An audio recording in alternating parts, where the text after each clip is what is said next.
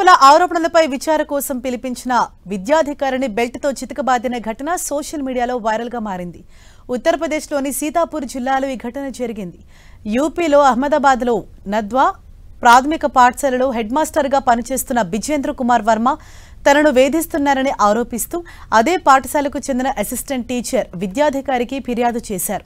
విచారణకు రావాలని బిజేంద్ర కుమార్ వర్మకు విద్యాధికారి నోటీసులు జారీ చేశారు. విచారణకు వచ్చిన బిజేంద్ర కుమార్ను ఓ ఉన్నతాధికారి విచారించారు.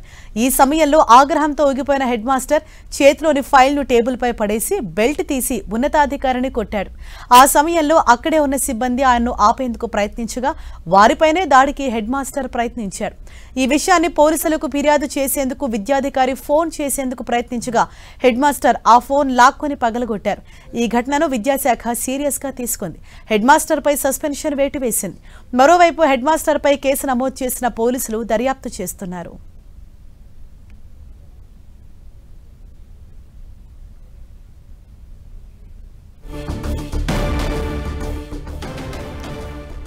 ఉత్తరప్రదేశ్లో ఒక ఉన్నతాధికారిని అక్కడ హెడ్ మాస్టర్ చితకబాదుతున్న దృశ్యాలు మనం టెన్టీవీ స్క్రీన్ పైన చూడొచ్చు. యూపీలోని సీతాపూర్ జిల్లాలో జరిగింది ఘటన.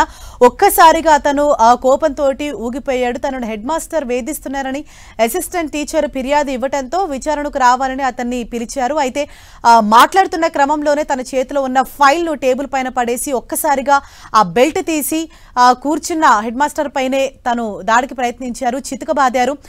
మరోవైపు అతన్ని ఆపేందుకు తోటి సిబ్బంది వచ్చి అతన్ని ఆపేందుకు ప్రయత్నించిన వారితో కూడా ఆయన దుర్భాషలాడారు. ఇదంతా కూడా అక్కడున్న సీసీటీవీ కెమెరాలో రికార్డ్ అయ్యే ప్రస్తుతం అతని పైన చర్యలు తీసుకున్నారు.